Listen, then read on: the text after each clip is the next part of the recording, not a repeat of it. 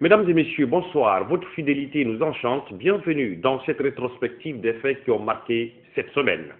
La grève générale illimitée lancée par les deux centrales syndicales guinéennes CNTG et USTG a été suspendue par elles vendredi. Ce mot d'ordre de grève n'aura donc duré que 5 jours, une décision qui fait suite à l'acceptation par le gouvernement de 12 des 13 points de revendication posés par les syndicalistes. Compte rendu, Thierno Falilou Diallo. Nous avons négocié avec le gouvernement. Malheureusement, on n'est pas totalement compris. Mais quand même, sur les 13 points, les 12 ont été satisfaits. Et vous savez, en matière de négociation, on ne peut pas avoir 100%. L'annonce de la suspension de la grève lancée par les syndicalistes depuis lundi dernier a été faite ce vendredi à la Bourse du Travail. Il n'a fallu que 5 jours pour qu'un consensus soit trouvé sur 12 des 13 points de revendication. Mais sur un éventuel accord concernant le point de revendication le plus important de cette grève, le doute plane encore. Un accord qui ne fait pas l'unanimité au sein de la classe syndicale. Le prix du litre sera révisé après le passage de la Guinée au niveau du conseil d'administration au mois de mars. Et pourquoi discuter ensuite? Parce que si nous ne le faisons pas, ceux qui sont en train de crier, ils ne connaissent pas la gravité. Il est là. Si nous le faisons,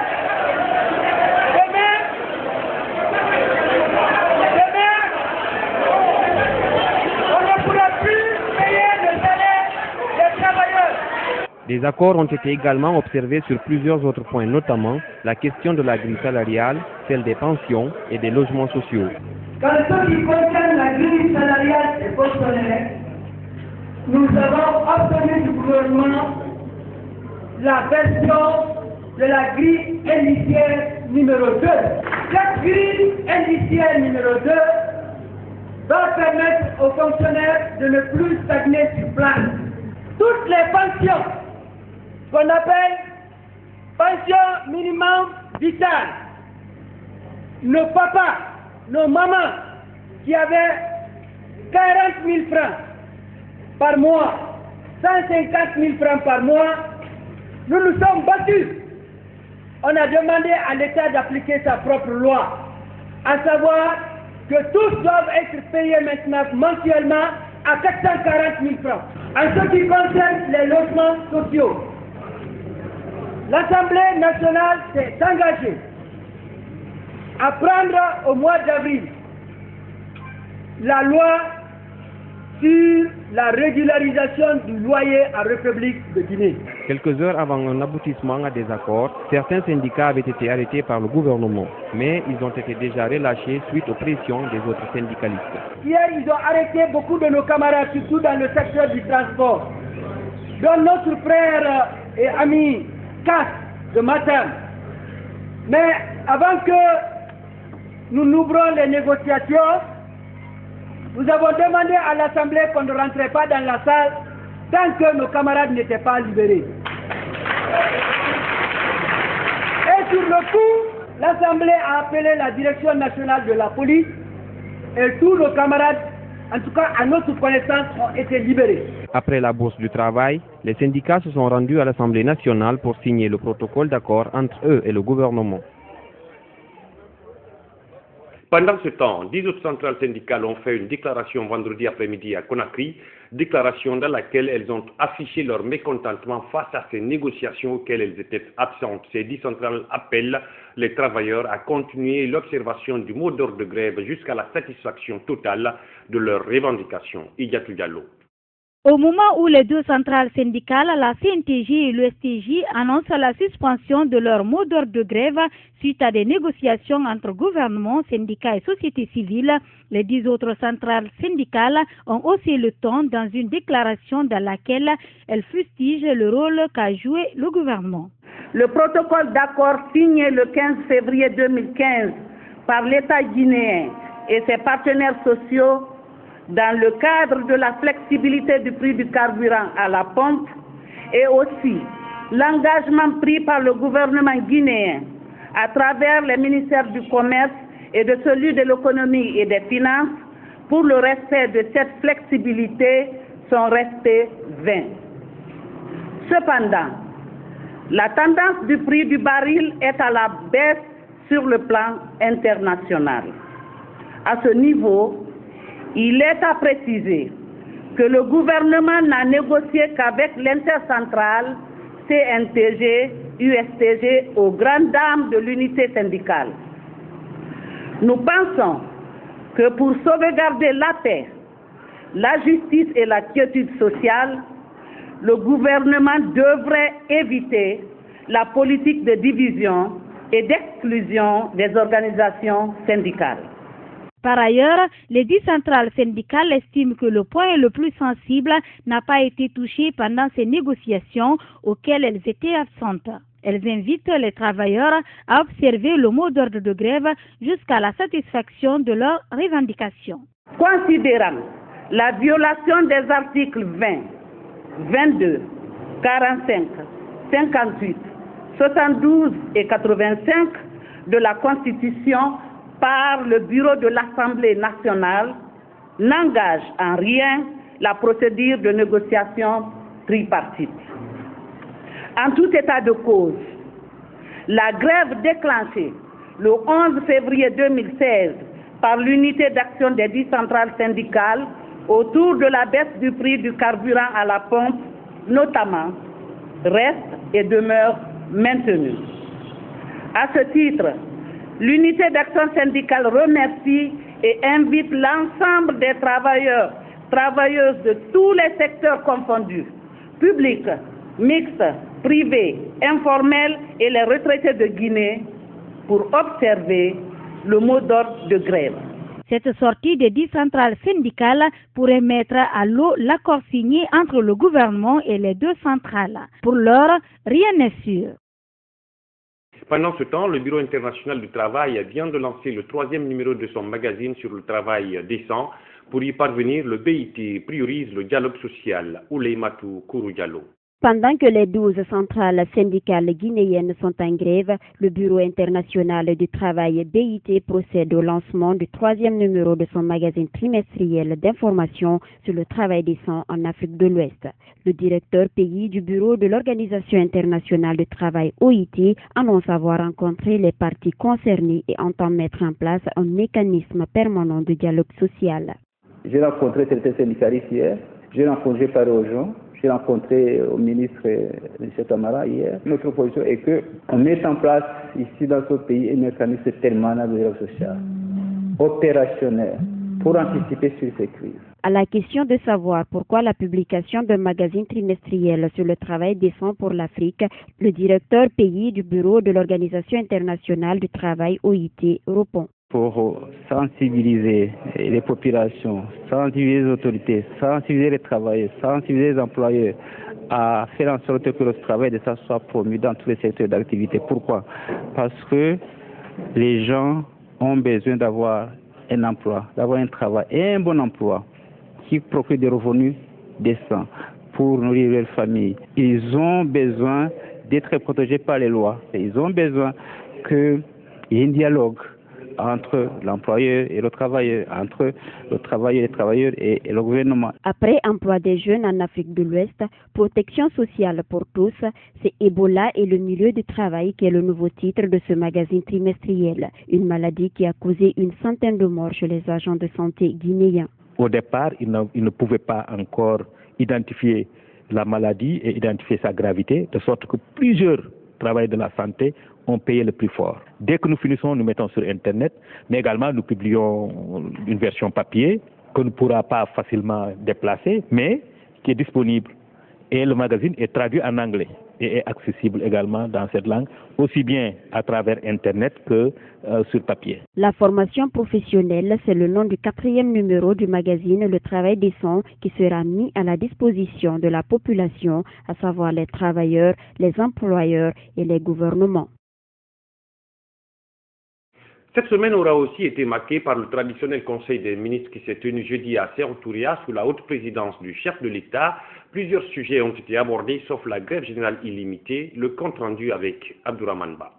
Le Conseil des ministres de ce jeudi n'a pas dérogé à la règle. Il a commencé par les messages du chef de l'État et ses ministres qui étaient articulés autour de ce point. Le président de la République a rappelé au gouvernement la nécessité d'améliorer la communication dans la phase préparatoire des actions impactant significativement les populations. Le président de la République a invité les ministres concernés à entreprendre des mesures drastiques de sécurisation des recettes de l'État, notamment au niveau des entités publiques et mixtes générant des ressources. Le chef de l'État a demandé au ministre en charge du secteur éducatif d'assurer un déploiement régulier d'enseignants dans les écoles des localités qui en sont dépourvues. La ministre des Affaires étrangères a fait le compte-rendu de mission du dernier sommet des chefs d'État et de gouvernement de l'Union africaine à Addis Abeba. Makale Kamara a rappelé que les recommandations formulées aux pays africains leur demandaient de s'approprier et d'intégrer le document Agenda 2063 relatif à la vision globale du continent avant d'informer que professeur Alpha Condé a été désigné pour coordonner tous les projets relatifs à l'énergie en Afrique.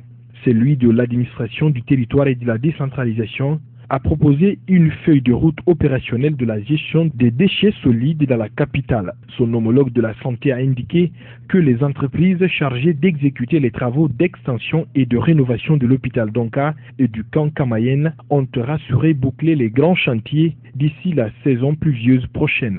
Au terme des communications, le Conseil des ministres a décidé ce qui suit. 1. Madame la ministre des Travaux publics a invité à amender le dossier en tenant compte des observations faites lors des discussions et à se rapprocher de ses homologues en charge des finances, du plan et du budget pour explorer d'autres sources de financement. 2.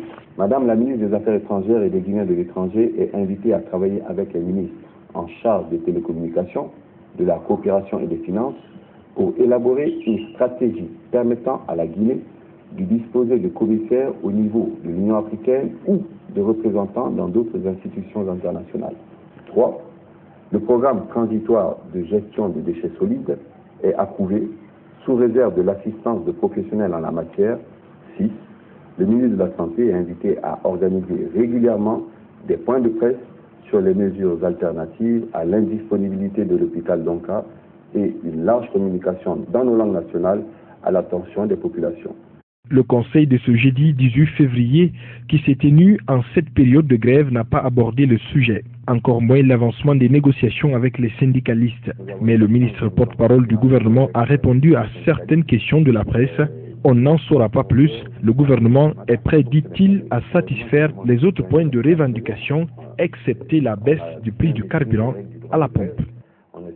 Clôture vendredi de la revue annuelle des douanes. Pendant 3 jours, les soldats de l'économie guinéenne ont analysé le bilan de l'année écoulée et statué sur les stratégies de mobilisation des recettes allouées à la douane pour 2016. Une baguette financière de 5 731 749 milliards de francs guinéens pour 2016 contre 5 194,215 milliards en 2015, soit un taux de 10,33%. Une occasion pour la douane nationale de célébrer en différé la journée mondiale des douanes sous le thème « La douane numérique, un engagement progressif ». Explication, Lansana Traoré.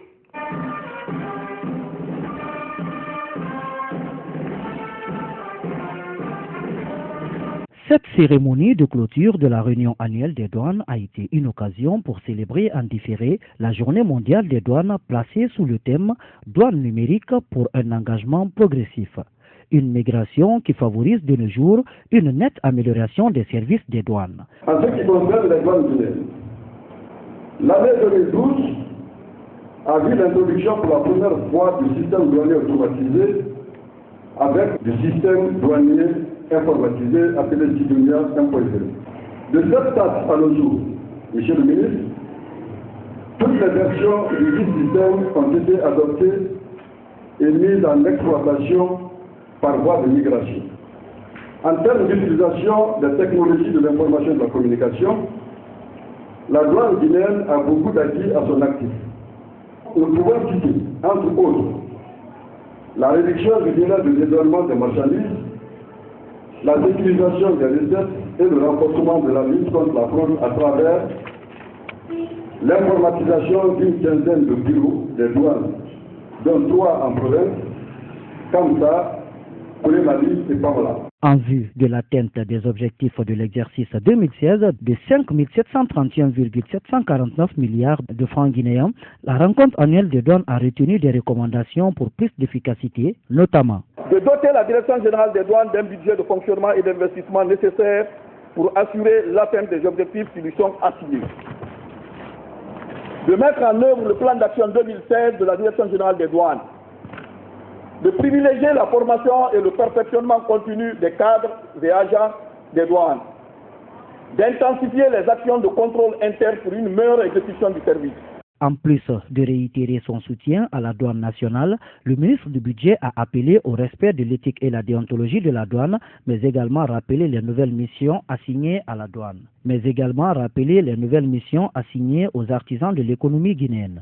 En plus de vos missions fiscales, vous devez vous investir davantage dans les actions de lutte contre la fraude et la criminalité transfrontalière, maintenir la vigilance dans la lutte contre le terrorisme, mener à bien les réformes et la modernisation du service, faire preuve d'éthique, de sens de responsabilité et de devoir civique envers les usagers. La remise des satisfecit aux cadres et partenaires des douanes a marqué la cérémonie. Une cérémonie qui engage toutes les directions régionales, préfectorales, la Direction générale des douanes pour atteindre l'objectif 2016 pour le budget national. Les 2 jours de travaux d'échange de l'Union des conseils économiques et sociaux et autres organisations similaires membres de la francophonie ont pris fin mercredi à Conakry. Ils ont permis aux différents pays de toucher du doigt les réalités du changement climatique et proposer de nombreuses solutions pour son atténuation. Manian Kondé, Sidiki Bangoura.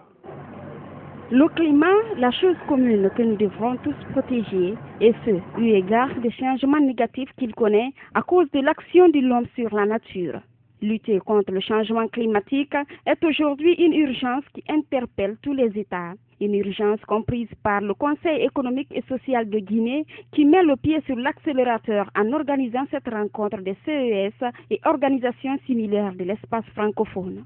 Pour le président de l'Union des conseils économiques et sociaux, la COP21 de Paris a été une réussite en termes d'engagement. Mais tout reste à faire, notamment la signature de ces engagements et leur concrétisation par les États, en particulier ceux moins développés. Si la mise en œuvre de l'accord de Paris se traduit pour les pays développés par des engagements en matière d'atténuation et par des actes fondés sur les principes de développement durable pour nos pays en développement, il impliquera surtout le déploiement d'actions qui devraient être appuyées en termes de financement, en termes de renforcement des capacités, en termes d'atténuation et surtout d'adaptation, et en termes de transfert et de création de nos propres technologies qui nous permettront de faire face au changement climatique. Une panoplie de recommandations sortent de ces 2 jours de rencontre des CES à Conakry. Recommandations qui mettent l'accent sur la capacité à résister au changement climatique et la pro-éducation environnementale. Ces recommandations ont pour objet de nous aider quand nous allons retourner chez nous, voir avec nos gouvernants et les autorités et avec nos associations et les organisations de la société civile, ce que nous pouvons ensemble mettre en œuvre pour permettre un développement durable et pour résister aux effets négatifs, nocifs du climat. Une minute de silence en la mémoire des êtres vivants de la faune et de la flore a été observée. C'est une première pour l'humanité tout entière, pour les organisations de la société civile dont l'implication et la voix est plus que jamais sollicitée dans la lutte contre les dérèglements climatiques. Aujourd'hui, à Novotel, c'est une première sur la planète. Il n'a jamais été observé sur Terre une minute de silence à la mémoire des êtres vivants, de la faune et de la flore. Donc encore une fois de plus, c'est la Guinée qui lève le doigt, c'est la Guinée aussi qui innove en matière de gestes et pratiques relatives à la promotion de l'environnement dans le cadre de la lutte engagée, comme je le disais tantôt, des effets du changement climatique.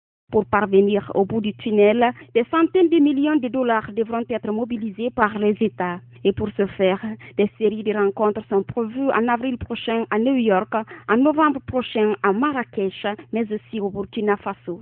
La remise de satisfecit et des cadeaux aux participants a mis fin à la rencontre. L'opération de fermeture des cliniques clandestines par une commission mixte d'inspection des structures sanitaires privées est indexée de partialité dans sa mission. Le 4 février dernier, cette commission aurait tenu des propos à caractère diffamatoire et xénophobe à l'endroit du personnel d'une pharmacie qui, dans un droit de réponse, a répliqué ce jeudi.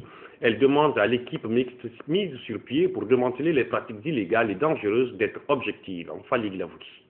Le 4 février dernier, la polyclinique Fessuy a reçu la visite dit-on musclée d'une équipe mixte de l'Ordre national des pharmaciens et des services spéciaux chargés de la lutte contre la drogue et le crime organisé. Une visite au cours de laquelle des responsables de la commission de lutte contre les pharmacies clandestines auraient fait des déclarations offensives à l'endroit de cette clinique.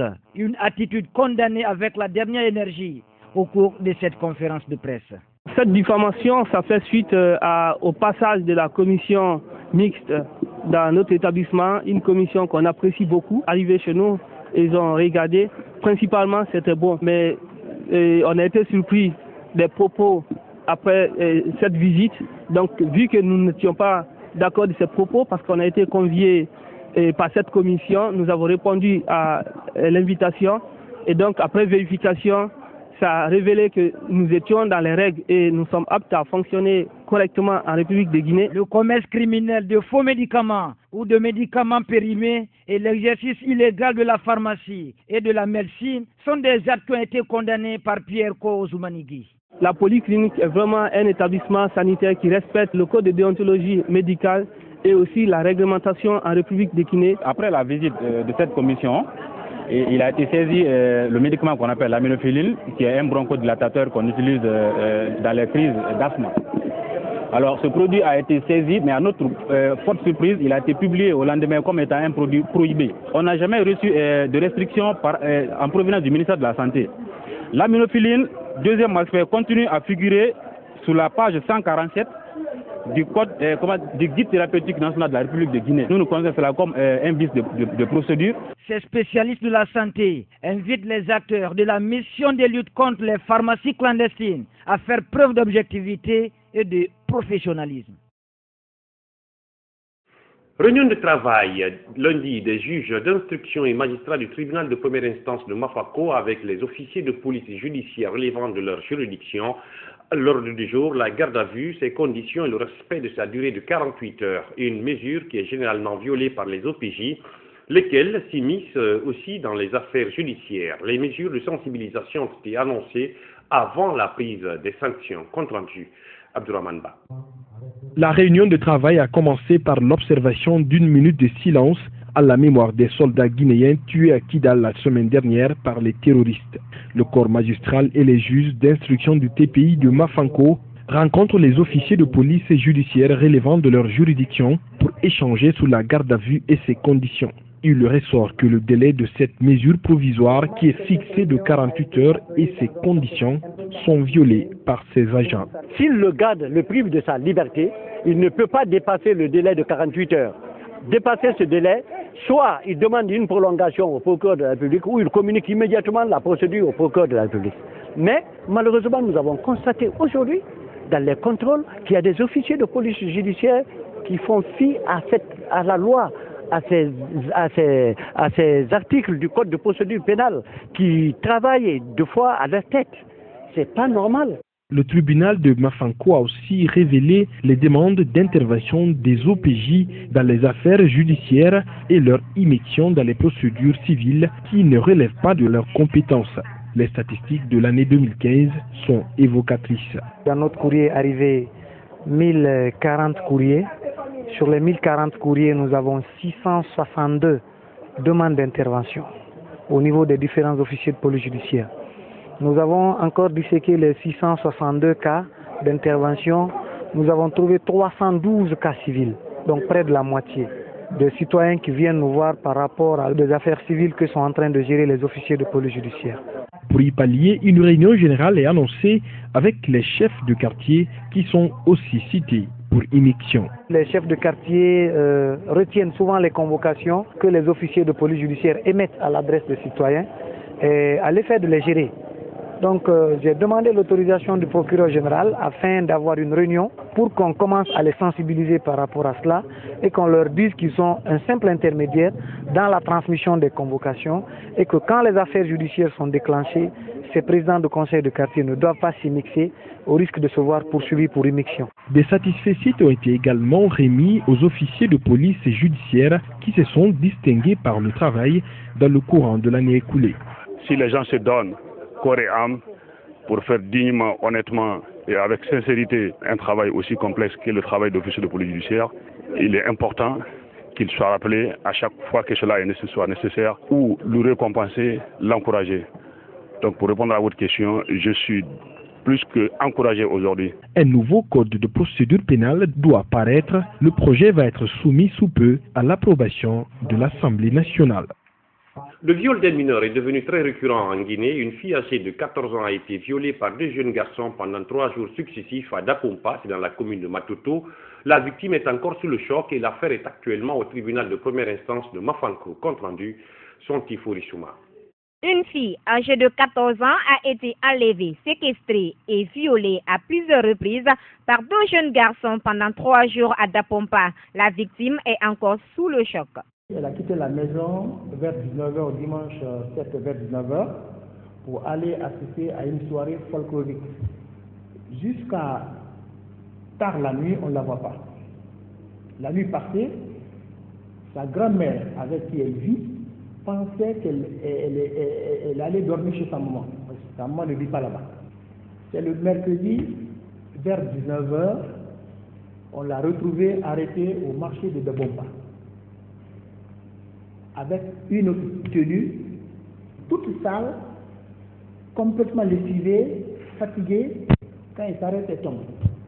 Une petite fille de 14 ans livrait aux gens comment ça se passait. On lui a demandé qu'est-ce qu'on te donne à manger. Elle dit on a donné le pain une fois, donc peut-être qu'elle vivait, voilà. Donc elle est complètement aujourd'hui, elle est sous le choc, complètement choquée la petite. La dernière fois, elle a pris même un couteau qu'elle va se déchirer. Après une consultation médicale, le médecin légiste parle d'une défloraison liée à cette agression sexuelle et d'une incapacité de travail de 25 jours à observer chez la victime. Effectivement, nous avons retrouvé plusieurs lésions et cette violence sexuelle avait entraîné une défloration immédiate avec des lésions vaginales et une hémorragie. Donc, nous avons fait un rapport que nous avons envoyé à la justice. Elle est physiquement atteinte et aussi psychologiquement. Parce qu'il ne faut pas voir seulement l'aspect physique des lésions, il faut voir aussi l'aspect psychologique que cela représente chez une jeune fille de 14 ans qui est victime d'un viol collectif. La complice, une voisine qui avait interné la victime dans sa propre maison, a nié toutes les accusations portées contre elle. C'est non seulement un viol collectif, mais il y a eu de la séquestration en plus. Parce que la petite fille a été enlevée, subi 6 rapports sexuels avec ces 2 jeunes, des cas de viol sur mineurs, des petites filles de 4 ans, 5 ans, 6 ans, 7 ans. Pourquoi ça se passe comme ça chez nous? Il faut qu'on se pose la question, n'est-ce pas l'impunité? Les 2 jeunes présumés violeurs sont toujours en cavale. Santé dans ce magazine, le ministre de la Santé, en collaboration avec ses partenaires, a lancé officiellement la campagne nationale de vaccination contre la rougeole. Mercredi, c'est dans la commune de Matoto. L'initiative vise à protéger les enfants de 9 mois à 5 ans contre la maladie et la rougeole. Aminata Keita ou les Matou Kouroudialo. La rougeole est une maladie contagieuse. Elle apparaît sur la peau sous forme de petites taches rouges. C'est pourquoi la vaccination contre cette maladie a officiellement été lancée ce mercredi pour protéger les enfants de 9 mois à 5 ans. Ces derniers temps, nos services de santé ont enregistré des cas de rougeole chez les enfants dans quelques districts sanitaires. La présente campagne de vaccination contre la rougeole du 17 au 23 février 2016 dans les centres de santé et autres points de vaccination aménagés dans la communauté. La campagne est gratuite et elle va toucher 2 278 971 enfants âgés de 9 à 59 mois, quel que soit leur statut vaccinal. La campagne de vaccination est une aubaine pour les nombreuses familles, au dire du président de la délégation spéciale de Matoto. Pour la réussite de cette vaccination, j'invite les parents à accorder tout le sérieux en vue de conduire leurs enfants sur les sites de vaccination. Les vaccinateurs seront sur les sites fixes et en avancée et seront présents de 8h à 16h30 durant 7 jours à compter de ce jour mercredi. Selon le représentant des partenaires du système des Nations Unies, les avantages du vaccin ne se limitent pas à la lutte contre la rougeole. Au-delà de cette campagne, il est plus qu'urgent que nous puissions maintenir la mobilisation en vue de l'élimination et de l'éradication des maladies et de toutes les maladies évitables par la vaccination. A rappeler que cette campagne de vaccination lancée ce 17 février prendra fin le 23 du mois courant sur toute l'étendue du territoire national. L'ambassade des États-Unis s'active dans l'après-Ebola. C'est dans ce cadre que les responsables ont procédé mardi au lancement d'une rencontre de partage entre experts guinéens sur le programme Global Health Security Agenda. Objectif, préparer l'édition du plan de prévention, de détection et de riposte contre les maladies. Lancez notre Traoré. Global Health Security Agenda, en abrégé GSA, est un partenariat qui regroupe 50 pays, des organisations internationales ainsi que des acteurs des secteurs publics et privés pour un combat efficace contre les menaces infectieuses et promouvoir la sécurité sanitaire au niveau mondial. C'est un programme extrêmement important dans la mesure où nous avons constaté ces derniers temps que les maladies qui frappaient les hommes étaient souvent des maladies d'origine animale. Partant de ce constat, l'approche a changé. Il ne s'agit plus de traiter séparément les maladies humaines et animales, mais avoir une approche unique de la problématique sanitaire. Il permettra de renforcer les capacités de notre pays en matière de détection, mais également en matière de riposte face aux maladies telles que Ebola. Piloté par l'ambassade des États-Unis en Guinée, ce programme s'inscrit dans une approche multilatérale et multisectorielle en vue de renforcer les États à prévenir, détecter et riposter plus efficacement contre les maladies. Pendant ce jour de séminaire, nous espérons d'avoir des conversations avec tous les ministères qui sont impliqués, y compris les questions de santé, les questions d'élevage et de protection des animaux, les questions environnementales, pour avoir leur implication et de mieux cerner quelles sont les priorités pour ce type de programme. Dans le souci d'endiguer des pathologies, surtout celles d'origine animale en Guinée, les États-Unis et les partenaires entendent à travers ce programme concilier les efforts pour y arriver. Alors nous espérons que nous pouvons travailler ensemble avec le gouvernement guinéen, avec la société civile, avec tous les éléments de société guinéenne, pour aider avec vos plans, pour que le gouvernement puisse construire un système de santé plus fort, éviter les autres maladies. Pendant 4 jours, les experts guinéens et étrangers vont plancher sur les questions sanitaires pour la mise en place d'un plan d'action adéquat pour lutter plus efficacement contre les maladies. Et puis les soldats guinéens tués à Kidal au Mali par les terroristes suite à une attaque perpétrée contre un camp de l'aménagement ont rejoint leur dernière demeure vendredi. Plusieurs autorités guinéennes et maliennes étaient sur les lieux pour rendre un dernier hommage aux illustres disparus. C'était en présence de la première dame de la République représentant le chef de l'État, commandant en chef des forces armées guinéennes, Maniang Condé. C'est un hommage mérité qui a été rendu ce vendredi aux vaillants soldats guinéens tombés armes à la main sur le champ d'honneur à Kidal, au nord Mali.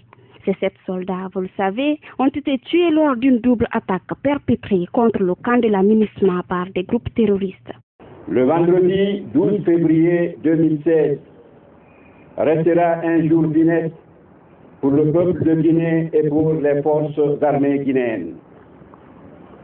En effet, ce jour-là, à Kidal, dans le nord du Mali, le détachement de la mission multidimensionnelle intégrée des Nations Unies pour la stabilisation du Mali, MINUSMA, subit une attaque terroriste d'envergure.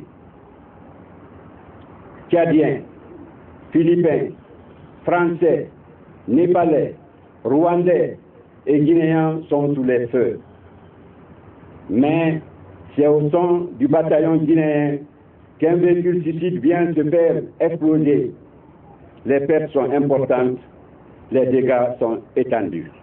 Les capitaines Henri Wowo, capitaine Kamara Mamadou Nilon, adjudant-chef Kontembadono Sa Victor, adjudant-chef Barry Mamadou Adama, adjudant Lamine Micheline, sergent Djoumessi Faramba, caporal-chef Dabo Moussa, ne se relèveront pas de ce crime contre l'humanité. Nous présentons au nom de la nation tout entière les vives condoléances aux familles éplorées et aux amis meurtris rassemblés à nos côtés. Nous associons à cet hommage nos 35 frères d'armes blessés qui portent les stigmates de cette douloureuse journée dans leur chair. Ces 7 soldats qui ont perdu leur vie laissent ainsi derrière eux une nation guinéenne meurtrie, des compagnons d'armes, des parents, amis et collaborateurs inconsolables. Une occasion pour le ministre Diané de rappeler la mission des soldats. La disparition de ces soldats et les séquelles de cet attentat seront difficiles à porter tant pour les blessés que pour les familles. Cependant, ils trouveront réconfort en sachant que leurs enfants nous ont quittés en héros de la liberté pour l'humanité. Il est important de rappeler que le métier des armes n'est pas un métier comme les autres. Il est fait du sens de devoir, de l'esprit de sacrifice, de l'amour de la patrie, de l'appel à la discipline. Il exige du dévouement, il recommande du courage, car il comporte l'acceptation du risque par chaque soldat ou gendarme qui peut être appelé au sacrifice suprême au nom des engagements de la nation. La terre malienne, qui a vu ces 7 soldats tirer leur révérence, n'a pas manqué de compatir à la douleur du peuple de Guinée. Elle a décoré les soldats à titre posthume aux médailles d'or militaires. Le président Ibrahim Boubacar Keïta, président de la République du Mali, chef de l'État, me charge personnellement de vous adresser ses condoléances les plus attristées. Au nom des membres du Conseil des ordres nationaux du Mali, au nom du peuple malien tout entier et à mon nom personnel, je présente au peuple guinéen, aux forces armées guinéennes, à la MINUSMA et à la famille des illustres disparus mes condoléances les plus émues. La participation de la Guinée à la lutte pour les valeurs universelles qui sont la liberté et la justice au Mali est une suite de ces combats historiques menés dans divers pays du continent, ce qui fait d'ailleurs d'elle une armée de paix. Ces combattants, au sein de la mission multidimensionnelle intégrée pour la stabilisation au Mali MINUSMA, ont fait don de leur vie pour que triomphe la lumière sur l'obscurantisme, la paix et la survie des peuples sur la haine et la barbarie. Soldats martyrs, votre peuple est fier de vous. C'est pourquoi il vous rend hommage aujourd'hui et vous demande de dormir en paix pour avoir accompli honorablement votre devoir de soldat. Les attaques au nord Mali n'empêcheront pas les soldats de l'armée guinéenne à poursuivre leur trace, martèle le général Namouri Traoré, chef d'état-major des armées. Tout en présentant ses vœux de prompt rétablissement aux 35 blessés, le général Namouri a rassuré la détermination du gouvernement guinéen à renforcer les conditions de sécurité des soldats guinéens au Mali. Après les cérémonies funèbres, les corps ont été inhumés au cimetière de Cameroun. Que l'âme des illustres disparus repose en paix. Amen. Tout comme les Maliens, les autorités guinéennes ont décoré les 7 casques bleus à titre posthume à la médaille d'or à travers un décret. Suivez. Décret numéro 039 PRG-SGG portant attribution de la médaille militaire or des ordres nationaux de Guinée à titre posthume. Le président de la République décrète, article 1er, est décerné la médaille militaire or des ordres nationaux de la République de Guinée à titre posthume aux militaires du contingent guinéen basé à Kidal, République du Mali, en reconnaissance des éminents services rendus pour la défense de la patrie. Ce sont capitaine Mamadou Nilong Kamara, matricule 16771 G. Capitaine Henri Wowo Abba, matricule 17969 G. Adjudant-chef Mamadou Adama Bari, matricule 24430 G. Adjudant-chef Sa Victor Kotembadounu, matricule 22936 G. Adjudant Micheline Lama, matricule 30532 G. Sergent-chef Faraban Djoumessi, matricule 27530 G. Caporal-chef Moussa Dabo, matricule 35825 G. Article 2. Le présent décret qui prend effet à compter de sa date de signature sera enregistré et publié au journal officiel de la République. Conakry, le 18 février 2016, professeur Alpha Condé, grand maître des ordres nationaux de Guinée. Voilà, c'est la fin de cette rétrospective des faits marquants de cette semaine qui s'achève. Au nom de toutes les équipes techniques et rédactionnelles qui m'ont aidé à préparer ce magazine, je vous dis merci de votre aimable attention et bonne fin de semaine où que vous soyez dans le monde. Portez-vous bien et au revoir.